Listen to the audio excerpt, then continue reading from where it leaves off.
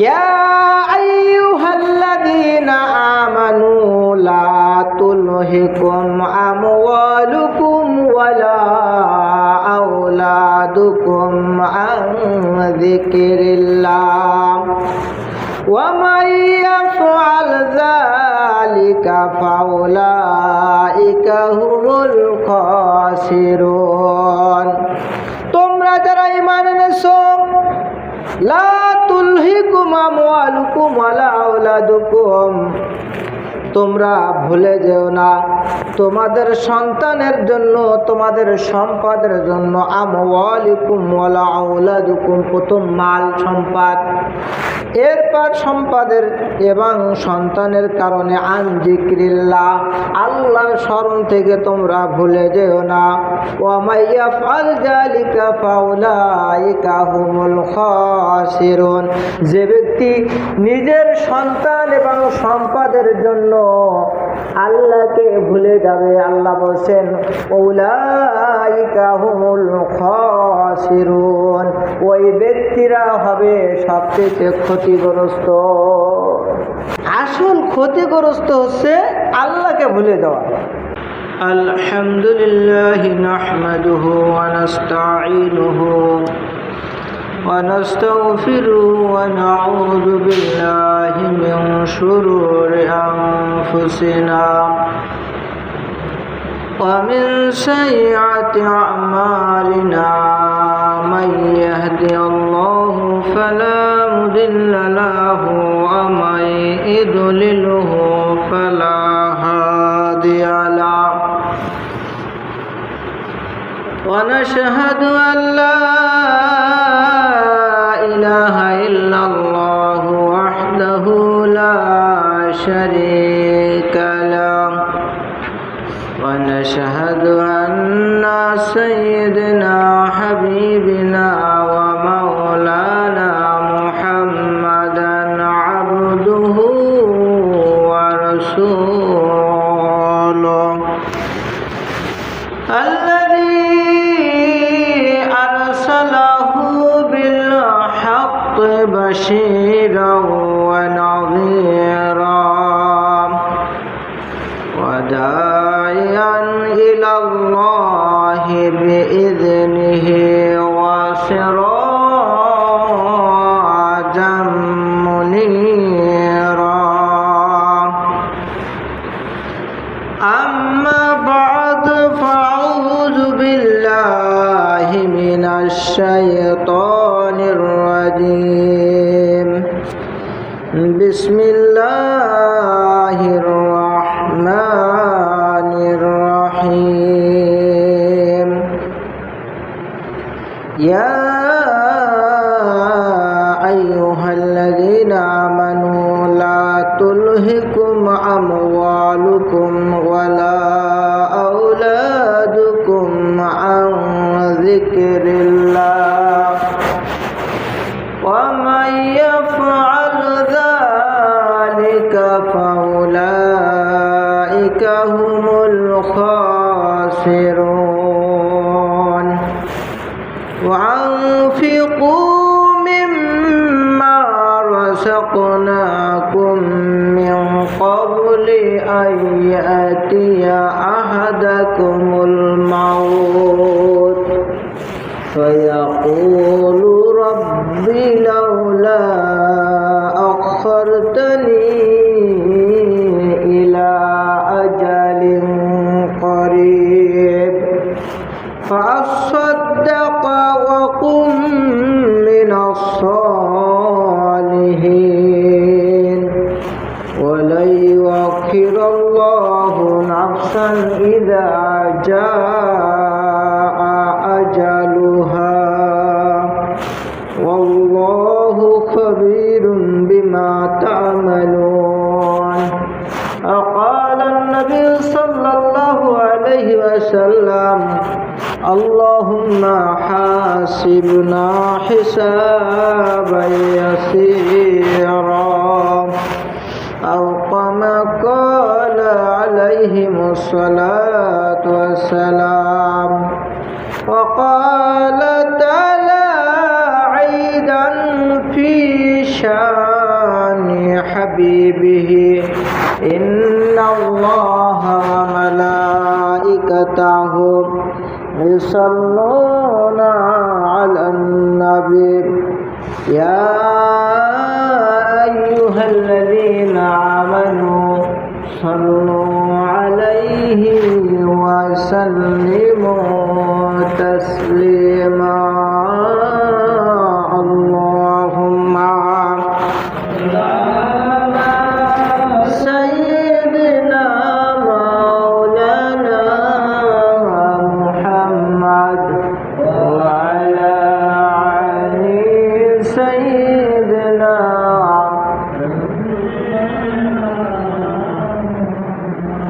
কবে জানি ডাকাশিবে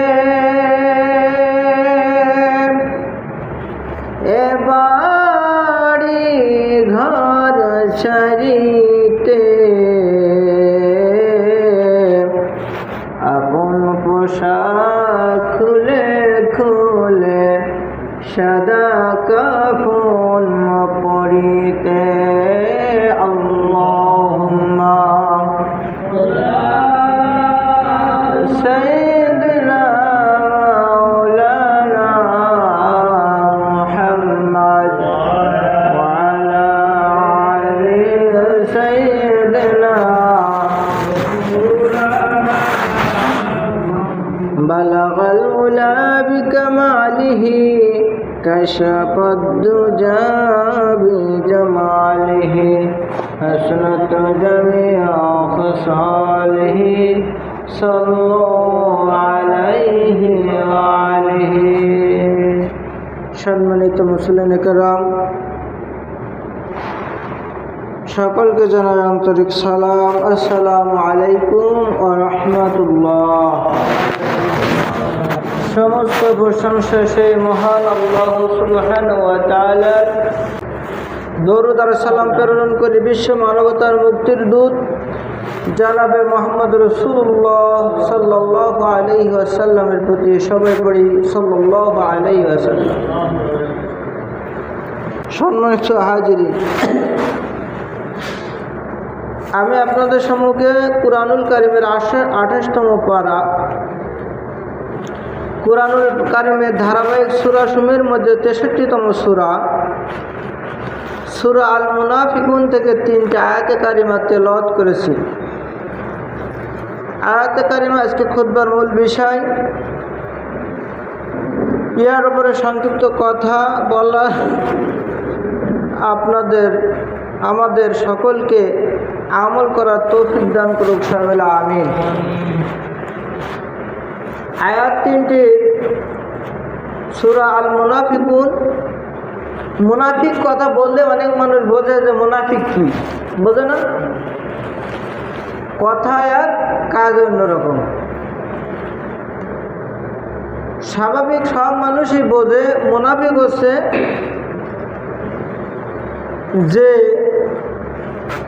যার কথার সাথে কাজের কোনো মিল নাই।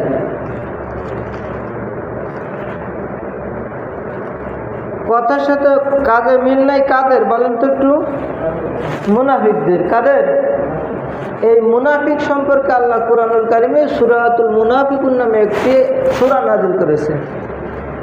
মুমিনদের শানে সূরা আল মুমিনুন নাযিল করেছে, কাফিরের শানে সূরাতুল কাফিরুন নাযিল করেছে। এরকম এই মুনাফিক সমাজের সবচেয়ে নিকৃষ্টতা এবং এদের সম্পর্কে রাসূল করিম সাল্লাল্লাহু আলাইহি সাল্লাম কঠিন হুঁশিয়ারি দিয়েছেন যে জাহান্নামের একবার নিচেই যারা অবস্থান করবে তারা হলো মুনাফিক। তার মানে হচ্ছে কি, কাফেরদের চাইতে মুনাফিকের শাস্তি হবে বেশি। এই সূরার ভিতরে সূরার প্রথম আয়াতে আল্লাহ রাব্বুল আলামিন মুনাফিক সম্পর্কে একটা ধারণা দিয়েছেন এবং এখান থেকে সূরাটির নামকরণ করা হয়েছে। আল্লাহ রাব্বুল আলামিন বলেন, ইযা জাআকাল মুনাফিকুনা ক্বালু নাশহাদু ইন্নাকা লারাসূলুল্লাহ ওয়াল্লাহু ইয়ালামু ইন্নাকা লারাসূলুহু ওয়াল্লাহু ইয়াশহাদু ইন্নাল মুনাফিকুনা লাকাযিবুন। আল্লাহ রাব্বুল আলামিন বলেন ইযা জাকাল মুনাফিকুন, যখন তোমার কাছে মুনাফিকরা আসে, ক্বালু, তারা বলে নাশহাদু ইন্নাকা লারাসূলুল্লাহ, আমরা সাক্ষী দিচ্ছি যে আপনি আল্লাহর রাসূল। কারা? মুনাফিকরা। এখন মুনাফিকরা তো এসে বলবে যে আমরা সাক্ষী দিচ্ছি আল্লাহ আপনি আল্লাহর রাসূল, কিন্তু তলে তলে কিন্তু ইসলামের বিরোধিতা করে, রাসূল সাল্লাল্লাহু আলাইহি সাল্লামকে হত্যা ষড়যন্ত্র করে। আল্লাহ রাব্বুল আলামিন বলছেন ওয়াল্লাহু ইয়ালামু ইন্নাকা লারাসূলুহু, আল্লাহ জানে নিশ্চয় আপনি আল্লাহর রাসূল। আল্লাহু ইয়াশহাদু, এরপরে আল্লাহ সাক্ষী দিচ্ছেন। আল্লাহ বলছেন ইন্নাল মুনাফিকিনা লাকাযিবুন, নিশ্চয় মুনাফিকরা মিথ্যাবাদী। তার মানে হে রাসূল, মুনাফিকরা আপনার সামনে এসে বলে আমরা আপনার প্রতি বিশ্বাস স্থাপন করেছি, কিন্তু আবার যখন তারা কাফেরদের সাথে একত্রিত হয় তখন তাদের সাথে বলে যে আমরা তোমাদের সাথে আছি, আমরা কেবল মুহাম্মাদের সাথে বাহানা করতে গিয়েছিলাম। নাউযুবিল্লাহ। রাসূল করিম সাল্লাল্লাহু আলাইহি সাল্লাম বলেন আয়াতুল মুনাফিকুনা সালাসাতুন, ইযা হাদাসা কাযাবা ওয়া ইযা ওয়াদা আখলাফা ওয়া ইযা উতমিনা খানা। মুনাফিকের আলামত হচ্ছে তিনটা, যখন সে কথা বলে মিথ্যা বলে, ইযা হাদাসা কাযাবা ওয়া ইযা ওয়াদা আখলাফা, যখন সে ওয়াদা করে ওয়াদার খেলাফ করে, মানুষের সাথে ওয়াদা করে যে তোমাদের এই দেবো ওই দেবো, তোমাদের কারণে আমরা এই অনেক জায়গায় পার পেয়ে গেছি, তোমাদের জন্য তো সব। কিন্তু আসলে দেখা যায় যখন ক্ষমতা পায় ওই ব্যক্তিদের কথা ভুলে যায়।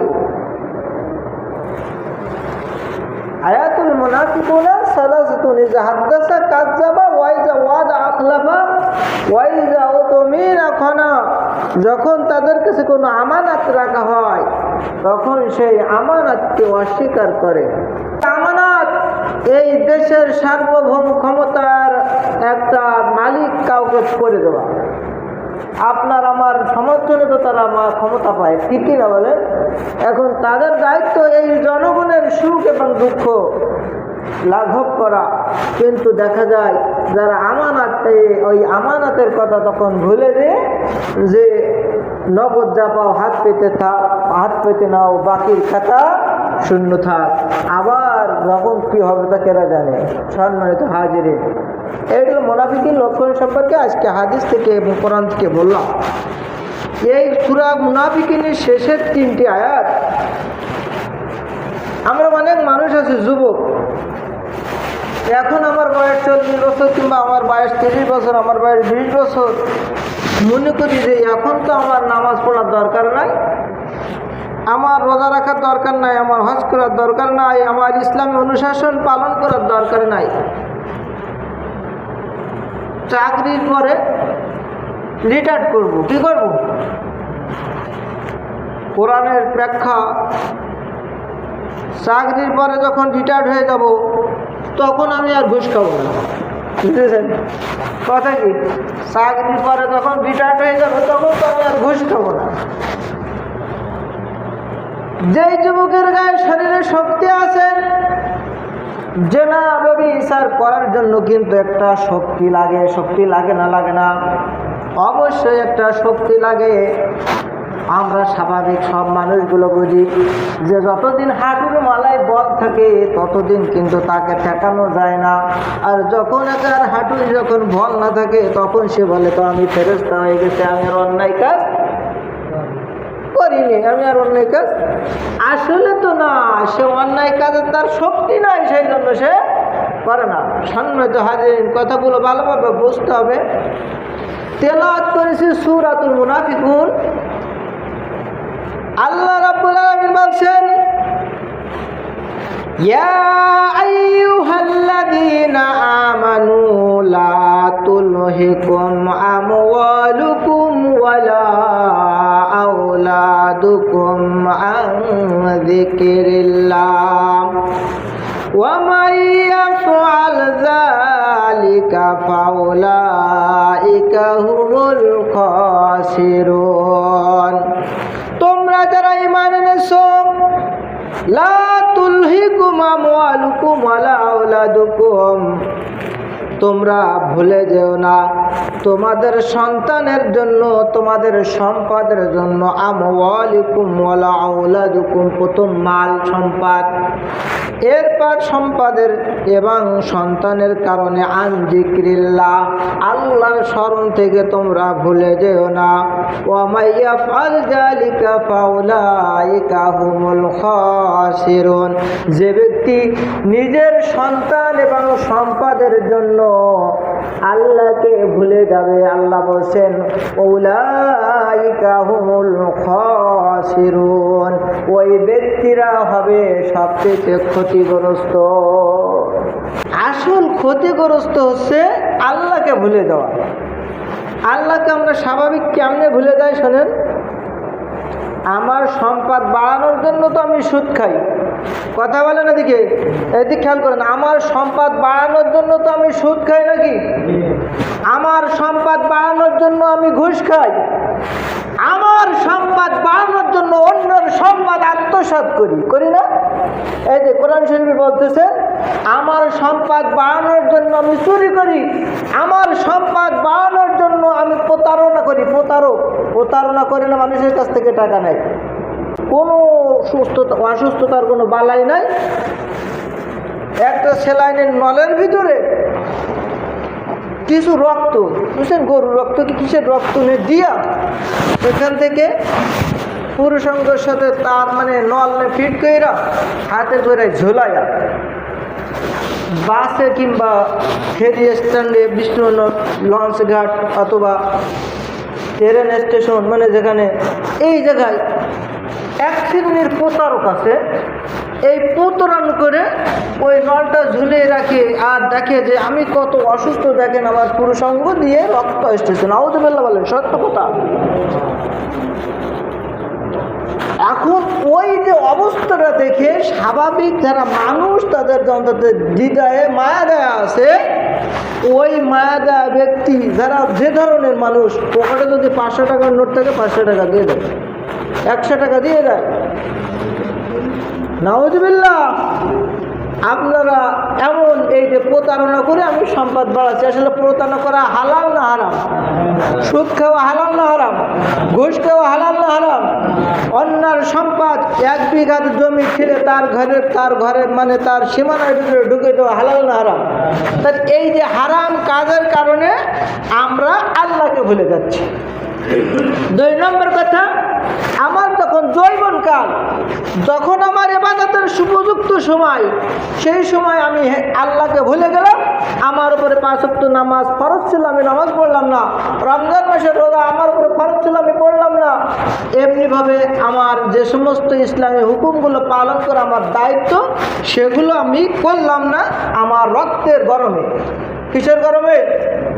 রক্তের গরমে। কিন্তু মনে মনে ভাবে যে আমি এক সময় তাওবাতিল্লাহ করে নেব। কি করব? তাওবাতিল্লাহ করে নেব। সম্মানিত হাজিরিন, একদম এদিকে অ্যাটেনশন হয়ে আমরা শুনবেন কথাগুলো, মনের অন্তর হৃদয় কোন্তল থেকে আমি বলতেছি।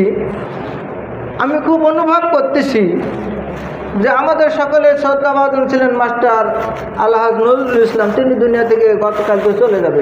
এই মসজিদের কেউ কি জানতো? কেউ জানতো? আপনি আমি কেউ জানতাম না। অনেক বৃদ্ধ মা বোনেরা, অনেক ভাইরা, বাবাজিরা শুয়ে আছে, অনেক দিন কষ্ট ভোগ করছে, কিন্তু তারা আল্লাহর রহমতে বেঁচে আছে। এ কথা তো আমার না, আল্লাহ রাব্বুল আলামিনের নির্ধারিত। কার? আল্লাহ রাব্বুল আলামিন বলছেন, তুমি তোমার সম্পদ এবং সন্তানের কারণে আন যিকরিল্লাহ, আল্লাহকে ভুলে যাও।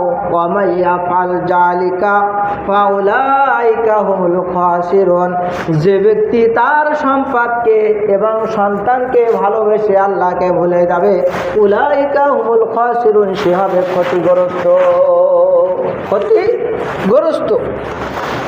এখন এই ব্যক্তি বলবে, আল্লাহ রাব্বুল আলামিন ওয়ানফিকু মিম্মা রাযাকনাকুম মিন ক্বাবলি আইয়াতিয়া আহাদাকুমুল মাউত ফায়াকুলু রাব্বি লাউলা আখারতানি ইলা আজালিন করিব ফাআসাদদাকা ওয়া কুম মিনাস সালিহিন।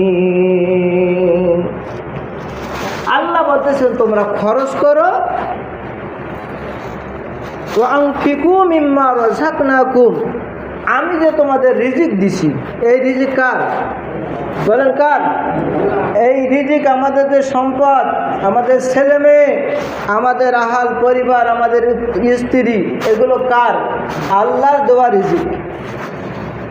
আমরা যদি রিজিকের ব্যাখ্যা দিতে যাই, সূরা বাকারার ভিতরে আল্লাহ রাব্বুল আলামিন বলছেন রব্বানা আতিনা ফিদ দুনিয়া হাসানাতাও ওয়া ফিল আখিরাতি হাসানাতাও ওয়া কিনা আযাবান নার। এই আয়াতের ব্যাখ্যার ভিতরে বলা হয়েছে যে দুনিয়ায় হাসানা মানে সর্বোত্তম একজন সতী সাধবী স্ত্রী।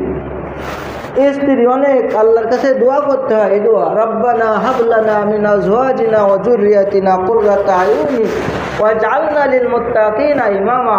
হে আল্লাহ, আমাদেরকে এমন স্ত্রী দান করো যে আমাদের চক্ষু শীতল। এই আল্লাহর শেখানো কথা। আমরা সাধারণ মানুষ হুজুরের খালি মুখস্থ বলে, এগুলো অনুভব হয় না। আমাদের এমন স্ত্রী এবং সন্তান সন্ততি দান করো যেগুলো দিকে আমাদের চোখে শান্তি পায়। এই দোয়া আল্লাহর কাছে শিখেছে। এখন আমাদের এই যে সন্তান সন্ততি আল্লাহর দোয়া রিজিক, এই রিজিক কির কারণে আমরা যে বলে যাই, আল্লাহ বলতেছেন যে তোমার যে রিজিক দিছি এই রিজিক তোমার মৃত্যু আসার আগে খরচ করো। কখন? না 60 বছর পরে রিটায়ার্ড হবো তখন করব, হবে? তখন তো তোমার বল থাকবে না। তোমার বয়স যখন 30 বছর, তোমার গায়ে রক্তের যে পাওয়ার, 70 বছর বয়সে তোমার তো রক্তের সেই পাওয়ার আর থাকবে না। তুমি তখন যদি মনে করো যে আগে ভাগে মসজিদে যাব, হয়তো আপনি আস্তে আস্তে দেরি করে ফেলবেন। কিন্তু এখন তোমার শরীরে শক্তি আছে, আপনি আগে ভাগে মসজিদে আসলে তো আপনার কষ্ট হয় না। না, আমাদের আগে ভাগে মসজিদে আসবো কেন? আমার এখনই কিছু কাজ বাকি আছে। এখনই আমার ক্যারাম বোর্ডের গুটি খেলতে হবে, এখন আমার ফেসবুক ইউটিউব দেখতে হবে। সম্মানিত হাজিরিন, আল্লাহ বলতেছেন যে আনফিকু মিম্মা রাযাকনাকুম মিন ক্বাবলি আইয়াতি আহাদাকুমুল মাউত ফায়াকুলু রাব্বি লাউলা আখারতানি ইলা আজালিন করিব। যখন মৃত্যু এসে যাবে, ওই ব্যক্তি বলবে রব্বুল আলামিন আমাকে যদি আর কিছু অবকাশ দিতেন, আর কিছু সময় দিতেন, ফাআসাদদাকা ওয়া কুম মিনাস সালিহিন, আমি এখন বেশি বেশি দান সদকা খয়রাত দান করতাম, মানে ওয়া কুম মিনাস সালিহিন, এবং আমি তোমার নেককার বান্দাদের অন্তর্ভুক্ত হতাম। তার মানে কি আমি আর নামাজ ছাড়তাম? আমি আর নামাজ ছাড়তাম না। আমার অনেক হজ ফরজ হয়েছে, আল্লাহ আমার যদি একটু সময় দিতেন তাহলে আমি হজটা করে আসতাম। আমি বলছিলাম মসজিদে 10 কাঠা জায়গা দেবো। অনেক মানুষ ওয়াদা করে, করে না? করে কি করে না? এখন আমি ওই জায়গায়, ওই জায়গাটা তো অনেক দিন বাহানা করে দেই নাই। মনে মনে ভাবছিলাম আমি যদি মসজিদে জায়গা দিয়ে দেয় তাহলে তো আমার হাতে আর থাকলো না। বুঝলেন কথা? বুঝেন, খুব ভালো করে বুঝেন। আমার হাতে আর থাকলো না। তখন মসজিদ কর্তৃপক্ষে এমনকি মসজিদে জায়গা দিয়েছে, কিন্তু মসজিদের জায়গা অক্ষ করতে এখন তার পণ্যটা লাগে। এখন লাগে যে আমার তো আর মতো বাড়ি থাকবে না।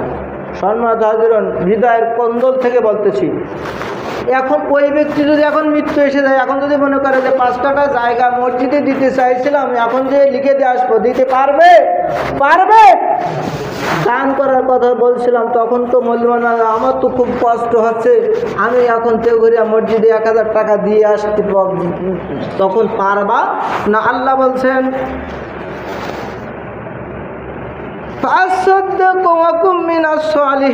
আমি তোমার নেককার বান্দাদের অন্তর্ভুক্ত হয়ে যেতাম।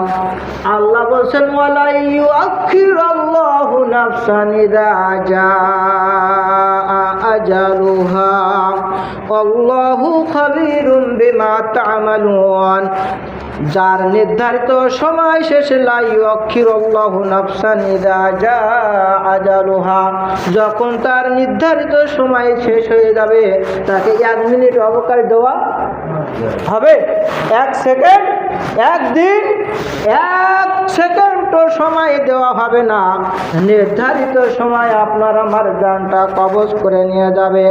আল্লাহু খাবিরুন বিমা তা'মালুন, আর তুমি যা করো আল্লাহ ভালো খবর রাখে, আল্লাহ খবর রাখে।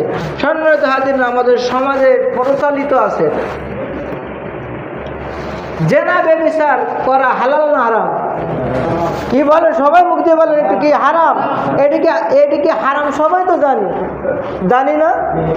চুরি করা, কি বলেন একটু কথা বলেন, চুরি করা কি? চুরি করা, সুদ খাওয়া, ঘুষ খাওয়া, অন্যায় সম্পদ ফাঁকি দেওয়া। এখন আপনার যৌবনকালে এখন আপনি জেনা ব্যভিচারী করলেন, হক হলো দুইটা, হকুল্লাহ, হকুল ইবাদ। হকুল্লাহ, হকুল ইবাদ। এখন একটা হচ্ছে আল্লাহর হক আর একটা হচ্ছে বান্দার হক। ধরেন একজন আরেকজনের স্ত্রীর সাথে আপনি ব্যভিচারে লিপ্ত হলেন, এখন তার স্বামীর অজান্তে আপনি তার সাথে অবৈধ সম্পর্ক করলেন। এখন এই ক্ষেত্রে আপনি কার হক নষ্ট করলেন বলেন? আল্লাহর হক না ব্যক্তির হক? কার হক? এখানে দুটোটাই হক। আল্লাহ বলছেন লা তাকরাবু জিনা, তোমরা জেনার পাশে যেও না। জেনা করতে মানা করে নয়, যে এমন একটা সুশুরণীয় এই জায়গায় যে আপনাকে উদ্বুদ্ধ করবে যে আপনি আস্তে আস্তে আজকে একটা কথা বলতে বলতে কালকে আরেকটা কথা বলতে বলতে তার সাথে তোমার সম্পর্ক গাঢ় হবে, এক সময় তুমি ব্যভিচারে লিপ্ত হবে। আল্লাহ কত আল্লাহর কথা, আল্লাহ লা তাফআলুল জিনা বলি নাই, কথাগুলো বোঝেন। আল্লাহ বলছে লা তাকরাবুজ জিনা, তোমরা জেনার পাশে যেও না। একজন অপরিচিত মহিলার সাথে কিংবা পরিচিত গায়ের মোহরেমাদ মহিলার সাথে আপনি একাকী নির্জনে কুটুর কুটুর করতেছেন, এইটাই কিন্তু আপনার জন্য হারাম। এইটা কি? এইটা হারাম। এখন এই হারাম কাজটা আপনি মনে করলেন যে আমি তো এখন অন্যায় কাজ করতেছি, পরে গিয়ে তওবা তিল্লা করে নেব। দুই নম্বর কথা, আমি এখন নামাজ পড়ি না, তাই কি আমার বয়স যখন 40-45 বছর হবে তখন ছেলে মেয়ে বিয়ে দেবো, নাতিপুতি হয়ে যাবে, তখন আমি নামাজ ধরবো। কথাগুলো আগে শুনে নেন। এখন সব কিছু আপনার মনের আবেগে আপনি সব কিছু করলেন। আপনার মনের ইচ্ছা যে আপনি 60 বছর হায়াত পেলেন, কথাটা আমি আগেই বলি, হ্যাঁ আপনি 60 বছর আপনি হায়াত পেয়েছেন, হঠাৎ আপনি মরে জানুন নেই।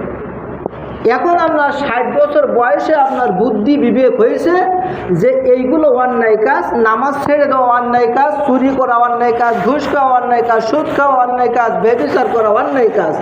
এখন আপনি ঘুষ হয়েছে, আপনি তওবা তিল্লা করছেন যে আমি আর এই কাজ করব না। বাট এখন যখন আপনি তওবা করছেন, তখন আপনার তো যেই বান্দার হকটা আপনি নষ্ট করেছেন, সেই হকটা আপনার এখন ফেরাই দেওয়া লাগবে না? কথা বলেন। আপনি যখন বুঝতে পেরেছেন যে আমি অমুক লোকের কাছ থেকে 50,000 টাকা নিয়েছিলাম, কিন্তু ওর কোনো প্রমাণ ছিল না, এখন প্রমাণ ছিল না, ও যখন টাকা চাইতেছিল তোমার কোনো টাকা আমি তোমার কাছ থেকে নেই বলে তোমার খেতেই দিয়েছিলাম। এখন আপনার 60 বছর বয়স হয়েছে, এখন আপনার মনে মনে ধারণা করছে যে আমার তো তওবা তিল্লা করে আমি তো ফেরেশতা হয়ে গেছি, এখন তো তার টাকাটা ফিরিয়ে দেবো। এখন দেখা গেছে আপনার সেই টাকা আর নাই। বলেন, এখন আপনি ফিরে দিতে পারবেন? এখন আপনি ফিরে দিতে পারবেন? আপনি যখন যুবক বয়স ছিল, আপনার নামাজ পড়া আপনার ফরজ ছিল, তখন আপনি মনে করেছিলেন যে এখন আমি যুবক মানুষ, এখন আমার নামাজ কালামের দরকার নাই, বৃদ্ধ বয়সে যে করব। এখন আপনি কি সেই নামাজ কিলো কাজা করতে পারবেন, আদায় করতে পারবেন? বলেন, কেউ পারবেন? কেউ পারবে না। আল্লাহ বলেন ওয়ালা ইয়াখিরুল্লাহু নাফসান ইযা জাআ আজালুহা আল্লাহু খাবীরুন বিমা তা'মালুন। যখন কোনো ব্যক্তির নির্ধারিত সময় শেষ হয়ে যাবে, তার 1 সেকেন্ডও সময় দেওয়া হবে না। সম্মানিত হাজিরিন, হাদিসটা বলতে পারবো কি তাকে জানি কথা। রাসূল করিম সাল্লাল্লাহু আলাইহি সাল্লাম বলছেন যে আমরা সব মানুষ তো যুবক, আমাদের গায়ে যখন বল থাকে তখন আমরা আর একজনের তুচ্ছ তাচ্ছিল্য করি, কিন্তু ইবাদতের ক্ষেত্রে আমরা শৈথিল্য আনয়ন করি। যখন আমার রোজা রাখার দরকার ছিল, আমার শরীরে বল ছিল, তখন আমি রোজা রাখি নাই। যখন আমার শরীরে শক্তি ছিল, আমার অর্থ সম্পদ ছিল, দান করার সামর্থ্য ছিল, তখন আমি দান করি নাই। যখন আমার উপরে মানে 5 ওয়াক্ত নামাজ ফরজ ছিল, তখন আমি নামাজ পড়ি নাই। এখন এর হিসাব কি হবে? আল্লাহ রাব্বুল আলামিনের হাবিব জনাবে মুহাম্মদ রাসূলুল্লাহ সাল্লাল্লাহু আলাইহি ওয়াসাল্লাম ফরমাইছেন, وعن أبي هريرة رضي الله تعالى عنه عن النبي صلى الله عليه وسلم قال 7 ظلهم الله في ظله يوم لا ظل إلا ظله إمام عادل وشاب نشأ في عبادة الله تعالى ورجل قلب معلق في المسجد। রাসূল করিম সাল্লাল্লাহু আলাইহি ওয়াসাল্লাম বলেন, কিয়ামতের ময়দানে যখন আরশের ছায়া, আল্লাহর আরশের ছায়া ছাড়া আর কোনো ছায়া থাকবে না, ওই সময় 7 শ্রেণীর মানুষ আল্লাহর আরশের নিচে ছায়া পাবে। তার ভিতরে 1 শ্রেণীর মানুষ হবে আল ইমামুন আদিলুন, ন্যায়পরায়ণ শাসক। ওয়াশাবুন নাশা ফি ইবাদাতিল্লাহি তাআলা, ওই যুবক তার যৌবনকালে আল্লাহর ইবাদত করেছে। এখন বলেন তো ভাই বাবাজিরা, যৌবনকালটা আপনি হেলায় খেলায় কাটায় দিলেন, বৃদ্ধ বয়সে আপনি তো বাঁচবেন এটার কোনো গ্যারান্টি নাই, তারপরও আপনি বেঁচেই গেলেন। এখন যদি আপনার উপরে আপনার লোকের সম্পদ হক ফাঁকি দেওয়ার কোনো প্রবণতা আপনার কাছে থাকে, আপনি তো ওই বান্দার হক ফিরিয়ে না দেওয়া পর্যন্ত সত্যিকারের মুমিন হতে পারবে না। তাহলে কি প্রতারণা করা যাবে? প্রতারণা করে মানুষকে ঠকানো যাবে? ওজনে কম দেওয়া যাবে? সুদ খাওয়া যাবে? ঘুষ খাওয়া যাবে? অনেক মানুষ ভালো কাজ করে, নামাজ পড়ে, রমজান মাসে রোজা রাখে, হজ করে, কিন্তু একটা জিনিস ছেড়ে দিতে পার না, সেইটা হলো সুদ। সেটা কি? সুদ ছাড়তে চায় না। সুদ কুরআনুল কারীম সূরা বাকারায় আল্লাহ রাব্বুল আলামিন যে বলছেন, যে ব্যক্তি সুদকে ছাড়তে পারলো না, ওই ব্যক্তি তার অপরাধ সম্পর্কে আল্লাহ নিজে কুরআনুল কারীমে বর্ণনা করছেন, সে যেন আল্লাহর সাথে যুদ্ধ করলো। আল্লাহর সাথে যুদ্ধ করে। তাহলে আল্লাহর বিরুদ্ধে যুদ্ধ করছিল ফিরাউন, কে? নমরুদ, হামান। যেই সমস্ত কারণে তাদের নাম কোরআনের ভিতরে যে তাদেরকে অভিশপ্ত বলা হয়েছে। আর আপনি মনে করতেছেন আমরা সমাজে কিছু কিছু জিনিস আজকে আমরা ধারণা দিচ্ছি, অনেক মানুষ গাঁজা খায়, কি খায় বলেন? গাঁজা খায়। এখন গাঁজা খায় আর একজনকে গাঁজা খাওয়ায় উদ্বুদ্ধ করে, বলে তুইও খা। এমনকি শয়তান ব্যবসাদার, এমন দোকানদারও আছে যে নিজে কাঠির টাকা দিয়ে প্রথম বাচ্চাদেরকে সিগারেট বিড়ি কিনে দেয়। নাউজুবিল্লাহ বলেন, সত্যি একদম দেখা। একটা খাদিম তুই মানে যে উঠতি বয়সের বয়স, 14-15 বছর বয়স, ওর দোকানে আসে খাবার দাবার খায়, হঠাৎ করে একটা বিড়া ধরিয়ে দেয়। দেওয়ার পর ওই তুই খাইতে শিখে শিখতে বলে ও তখন টাকা দিয়ে কিনে। সম্মানিত হাজিরিন, আমি এইটা বোঝাতে চাচ্ছি না, এইটা যেমন সমাজের বেধি, সুদ মানে সুদ খাওয়া এবং সুদ নিতে এবং দিতে মানুষদেরকে উদ্বুদ্ধ করা, এর চাইতে কঠিন হারাম, এর চাইতে কি জঘন্যতম। এদের তো আমরা ধরি না। সমাজের সুদটা এমন আকার ধারণ করছে যে সুদ খাওয়া এবং সুদ দেওয়া এইটা যে হারাম, এই ধারণাও মানুষের নাই। এই ধারণা মানুষের নাই। আপনি এই ধারণা কোথায় পেলেন? আপনি একটা হারাম বিষয়কে আপনি আপনার সমাজে অহরহ চালাই দিলেন, কোনো প্রয়োজন নাই। আপনি না খেয়ে মরতেছেন না, আপনার 3 তলা বিল্ডিং দেওয়ার কিসের দরকার? 3 তলা বিল্ডিং আপনার কি দরকার? আপনি লোকের কাছ থেকে সুদ নিয়ে সুদ দিয়ে। সম্মানিত হাজিরা, কথাটা এই জন্য বলতেছি, সুদ কিন্তু এমন একটা অপরাধ যে খায়, কথাটা বুঝেন, যে খাবে সে গুনাহগার। সে খাবে সে কি গুনাহগার? যে খাবে সে গুনাহগার, যে দেবে সে গুনাহগার। যে সাক্ষী থাকবে, কি থাকবে? স্ট্যাম্পে সাক্ষী থাকে না থাকে না থাকে, এ সাক্ষী দেবে সে গুনাহগার। সর্বশেষ আমি যে জিনিসটা বলতে চাচ্ছিলাম, এই সুদীর যারা উদ্বুদ্ধ করে, সমাজে আসে না এক শ্রেণীর এনজিও আসে না, বাড়ি বাড়ি এসে ঢোকে যে তুমি যদি এত টাকা সুদ খাটাও তাহলে তোমার এত লাভ হবে, এত টাকা এত লাভ হবে, এত টাকা এইভাবে হইয়া আমাদের যে মা বোনরা একবার কিচ্ছু বোঝে না, নিজের সইটাও করতে জানে না, তাদেরকে টিপ মেরে সুদের কাছে উদ্বুদ্ধ করা হয়। সম্মানিত হাজিরিন, এটাও কিন্তু একটা জঘন্যতম হারাম। এই যে সুদ খাই, ঘুষ খাই, মানুষের প্রতারণা করে লোকের সম্পদ আত্মসাৎ করি, একদমই 3 বার লিখে দেয়, একজন আরেকজনের প্রতারণা করে, এই যে সব কিছু কিন্তু হারাম। আর এই হারাম কাজটা করে আমার সম্পদ এবং আমার সন্তানকে সুরক্ষা দেওয়ার জন্য, কি দেওয়ার জন্য বলেন? আল্লাহ বলছেন, ইয়া আইয়ুহাল্লাযীনা আমানু লা তুলহিকুম আমওয়ালুকুম ওয়ালা আওলাদুকুম আন যিকরিল্লাহ। তোমরা তোমাদের সম্পদ এবং সন্তানের কারণে আল্লাহকে ভুলে যেও না। কাকে ভুলে যেও না? যে ব্যক্তি আল্লাহকে ভুলে যাবে। এখন আমার জমি আছে 5 বিঘা।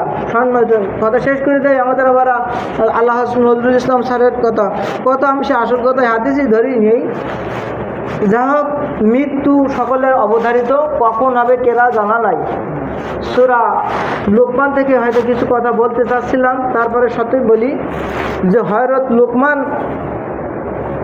নামে যে সূরা, এই সূরার লাস্টের আয়াতে আল্লাহ বলছেন, অকাল অনেক মানুষ মারা গেল অকাল মৃত্যু বলে, বিভিন্ন কিছু বলে। আসলে ওই মৃত্যু কিন্তু অকাল না, তার যতটুকু হায়াত ছিল অতটুকুই সে বাঁচবে। কারণ মায়ের পেটে মারা যায় না? অনেক মানুষ 2 মাস 6 মাস 1 বছর 5 বছর 10 বছর মারা যায়। আল্লাহ রাব্বুল আলামিন এই ধারণা আল্লাহ ছাড়া পৃথিবীর কেউ জানে না। আল্লাহ বলছে, ইন্নাল্লাহা ইনদাহু ইলমুস সাআ, কিয়ামত কখন হবে আমি আল্লাহ জানি। ইন্নাল্লাহা ইনদাহু ইলমুস সাআ ওয়া ইউনাজ্জিলুল গায়সা ওয়া ইয়ালামু মা ফিল আরহাম ওয়া মা তাদরি নাফসুম মাযা তাকসিবু গাদা ওয়া মা তাদরি নাফসুম বিআইয়ি আরদিন তামুত ইন্নাল্লাহা আলিমুন খাবীর। 5 প্রকার জ্ঞান এই পৃথিবীর কাউকে আল্লাহ দান করি নাই, এমনকি আপনার নবী জনাবে মুহাম্মদ সাল্লাল্লাহু আলাইহি সাল্লামকে আল্লাহ দান করি নাই। তার ভিতরে হচ্ছে কিয়ামত কখন হবে আল্লাহ ছাড়া কেউ জানে না। 2 নম্বরে বৃষ্টি কখন হবে আল্লাহ ছাড়া কেউ জানে না। 3 নম্বরে আল্লাহ রাব্বুল আলামিন মায়ের পেটের ওই সন্তানটা ছেলে না মেয়ে আল্লাহ ছাড়া কেউ জানে না। 4 নম্বরে আগামীকাল আপনারা কি উপার্জন করবেন পৃথিবীর কেউ জানে না। আপনি চুরি করবেন না, সুদ খাবেন না, ঘুষ খাবেন না, মানুষকে প্রতারণা করবেন, ধ্যান চালাবেন না। আপনি লেখাপড়া শিখেছেন অনেক, কিন্তু দেখা যাবে যে আপনার ওই লেখাপড়ার ভিতরে আপনার চাকরি হয় নাই, কিন্তু আপনি হয়ে গেছেন ব্যবসায়ী। কি হয়ে গেছেন? ব্যবসা করে আপনি চাকরিজীবীর চেয়ে অনেক টাকা উৎপন্ন করতে পারছেন। এই যে আগামীকাল কি খাবেন এই খবর কেউ রাখে না। দুপুরের ভাত কপালে অনেক সময় জোটে না। সর্বশেষ কোথায় কখন কার মৃত্যু হবে এই কথা পৃথিবীর কেউ জানে না।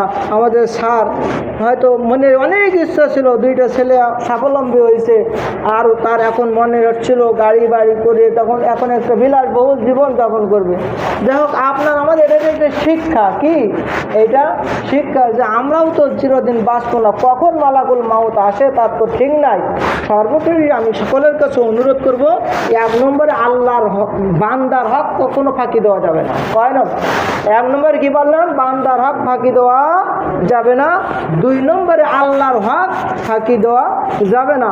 হ্যাঁ, আল্লাহর হক যদি আপনি নামাজ রোজায় শৈথিল্যতা অবলম্বন করেন আপনার গুনাহ কবিরা হবে, তাওবা করে ফিরে আসা যাবে। কিন্তু আমি ভাই বাবাজিরা সকলের কাছে কর্জের অনুরোধ করে বলি, আপনার মনে মনে ধারণা আপনি তওবা করার সময় পাইছেন, আপনার বয়স 60 বছর পারেই গেছে, এখন আপনি বুঝছেন যে আমি নামাজ ছেড়ে দিয়েছি, এটা আমার গুনাহ কাজ হয়েছে। কিন্তু আপনি যে বিগত জীবনে যে নামাজগুলো ছেড়েছেন সেই কাজাগুলোকে আদায় করতে পারবেন? তাহলে আজ থেকে আমরা 1 ওয়াক্ত নামাজ ছাড়বো না, বলেন 1 ওয়াক্ত নামাজ ছাড়বো না ইনশাল্লাহ। সুদ খাবো না, সুদ দেবো না, সর্বোপরি কোনো মানুষকে সুদ দিতে এবং নিতে উদ্বুদ্ধ করব না। আল্লাহ রাব্বুল আলামিন আমাদের তৌফিক দান করুক। আর কোনো ব্যক্তির কাছে যদি কোনো সুদ পেয়ে থাকি, আমরা অন্তত একজন ব্যক্তি হলেও আমরা অন্তত বলবো যে তোমার কাছে এই সুদটা আমি আর নেব না, পারবো না ইনশাআল্লাহ। আল্লাহ রাব্বুল আলামিন আমাদের সব কিছু বোঝার তৌফিক দান করুক। ওমা তৌফিক ইল্লা বিল্লাহ।